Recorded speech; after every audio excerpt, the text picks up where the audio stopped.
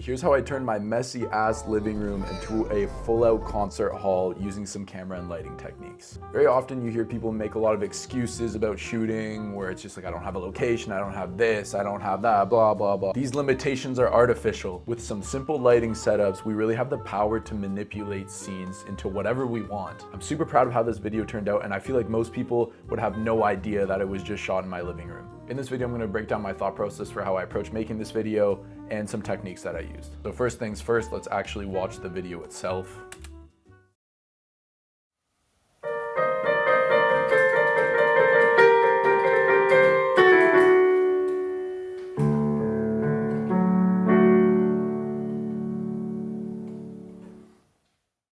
Okay, simple, quick, cool.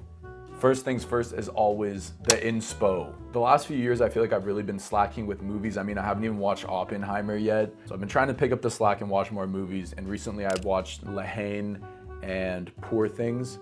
Both of them are either shot fully in black and white or have extended periods in black and white. And I just love the way they looked so much. Oh, so good. I can't say enough about either of those movies. I recommend it to everyone. Although Poor Things, I'd say don't watch. It's not a movie to watch with, I don't know, your parents so much. There's a lot of sex scenes in it, but still shot like phenomenally. Like an absolutely insane and adventurous movie. So regardless, black and white, that was the source of the idea. Now the piano concept just came randomly to me. I played the piano growing up, although not the greatest. Immediately black and white, piano keys. I just feel like it blends so well together, so I just used that as my basis. I didn't think too much of it. I just started setting up the piano in my living room, etc., and I just set out, okay, I know I'm gonna shoot this in black and white.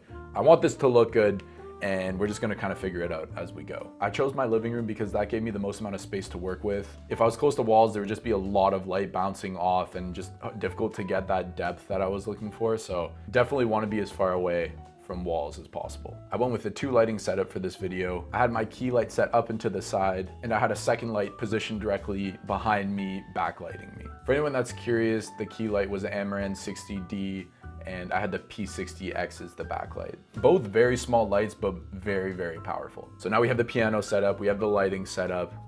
How did I get this pitch black, void, endless concert hall vibe type thing? Well, there's 2 main components to it. The first component we partially established earlier when I was talking about setting up the piano and being as far away from the walls as possible. I wanted to reduce as much light as possible from hitting the walls, AKA the spill, by attaching, I believe they're called egg cartons or grids to my lights. This reduces the amount of light emanating outwards so I could focus it more on just the piano and me. But despite my best efforts, there were still the windows in my living room and there was still light coming from my setup hitting the walls. So how can we remove it all together? This is where we use our camera settings. So to compensate for the spill, I use my camera settings to manually increase the aperture. So why would I want to increase the aperture in my camera? Well, by increasing your aperture, you reduce the amount of light that gets into your camera. So in our circumstance, this is perfect because the light hitting the walls is pretty minor, and by increasing the aperture, the amount of light coming from the walls is reduced until we hit a point where it's almost pitch black. To compensate for the fact that there was less light getting into my camera overall, I had to bump up my lights way up to 100% brightness. As a result of increasing the aperture, I had more of the piano/me in focus as well, which I actually didn't mind at all. So it ended up being a double win-win for me. But if you wanted to maintain a shallow depth of field, I would recommend using an ND filter and not increasing the aperture, but I don't have an ND filter for this lens right now, so I turned to the aperture.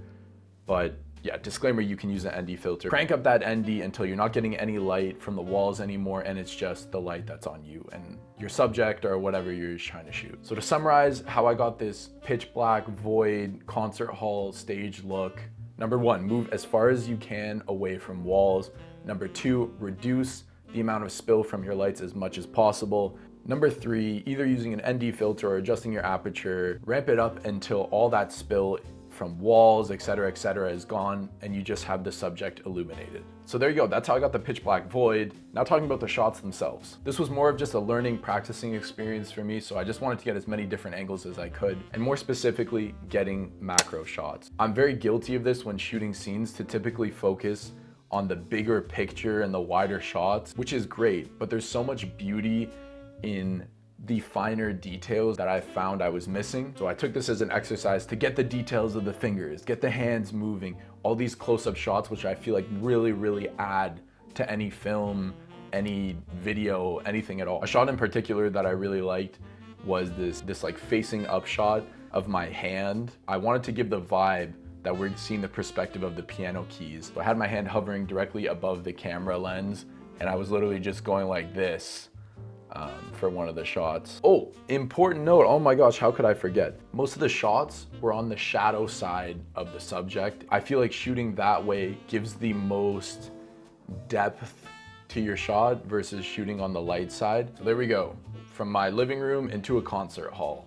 Voila! If you guys are interested on a full color grading tutorial, please let me know. Drop it in the comments if you guys want me to talk about coloring on DaVinci Resolve. Let me know. Yeah, thanks for watching, and hope you guys got some value out of this. Yes, nice.